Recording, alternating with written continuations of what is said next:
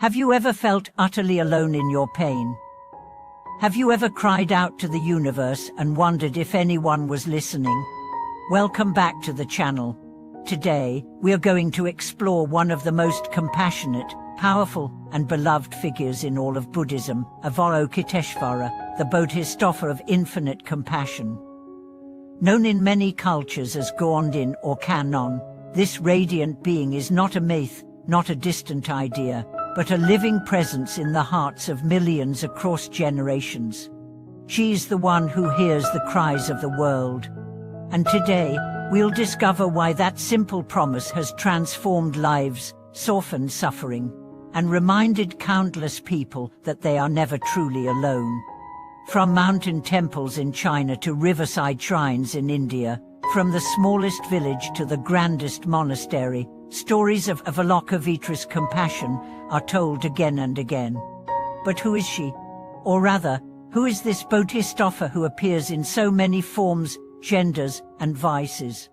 Avalokiteshvara is not defined by one body, but by one vow to respond to suffering wherever it appears, in whatever form is most needed.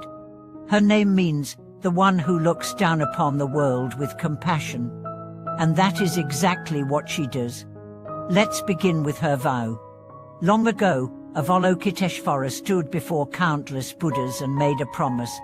As long as there is even one being in suffering, I will not enter nirvana. I will remain, life after life, in any form, in any realm, until all beings are free. This is not a symbolic gesture. This is the core of the Bodhisattva idea: limitless compassion, active love, and unshakable commitment. And that vow echoes across centuries, through story after story.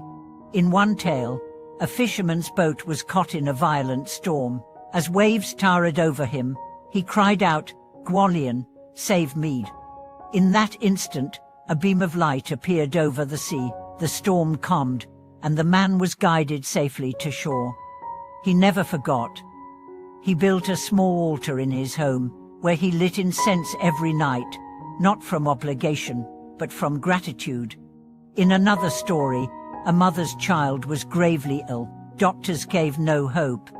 Desperate, she fell to her knees before a statue of Avalokiteshvara and prayed through the night.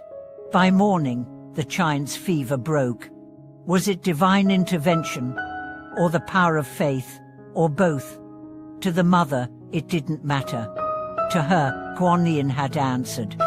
There are countless such stories of people lost in grief who felt a soft voice in their hearts, of wanderers at the edge of despair who were lifted by an invisible hand, of prisoners who discovered peace in the silence of her name.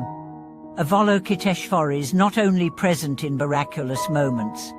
She is also present in daily life, in small acts of kindness, in sudden moments of clarity, in tears that cleanse rather than drown. She teaches not by words, but by presence, and her mantra is a path in itself. Om Mani Padme Hum. This 6-syllable mantra is more than sound. It's a vibration of compassion. Pom, the sacred syllable of the universe. Mani, the jewel of altruistic intention. Padme, the lotus of wisdom rising from the mud. Hum, the indivisibility of method and insight. When you chant it, you don't just call Avalokiteshvara. You become her. Her compassion becomes your breath. Her patience becomes your heart. Her vow becomes your direction.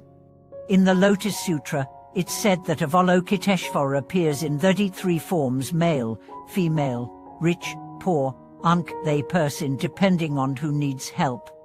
That's the essence of compassion: flexibility, responsiveness, presence. She doesn't just understand suffering. She transforms it. In the story of the 1,000 arms and 1,000 eyes, Avalokiteshvara saw so much suffering that her body chattered. But through her devotion, Amitabha Buddha gave her a new form, one with countless arms to reach out and countless eyes to see every pain. This is not fantasy. This is a metaphor for how your heart expands when you dedicate yourself to love. When you take on the pain of others, you may feel broken, but through practice, you grow larger than the pain. You become capable of holding more. You become the 1,000 arms. You become the 1,000 eyes. Avalokiteshvara is not separate from you. She's the compassion inside you, waiting to be awakened.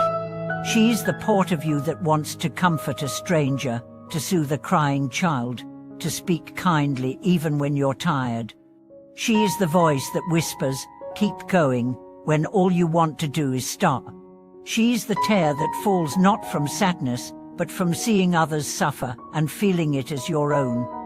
So how do you connect with her? Begin by chanting, Om Mani Padme Hum. Say it aloud, whisper it, sing it. Say it in traffic, say it in tears, say it before sleep. Place her image in your home, not as decoration, but as a mirror. Read her stories, share them, live them. When you meet someone in pain, ask yourself, what would Avalokiteshvara do? Then do it. Not perfectly, just sincerely. And over time, you'll realize you don't need to call for her, because she's already there. Because you are her voice, her hand, her gaze. And the world needs you to remember that, now more than ever. Thank you for watching this video.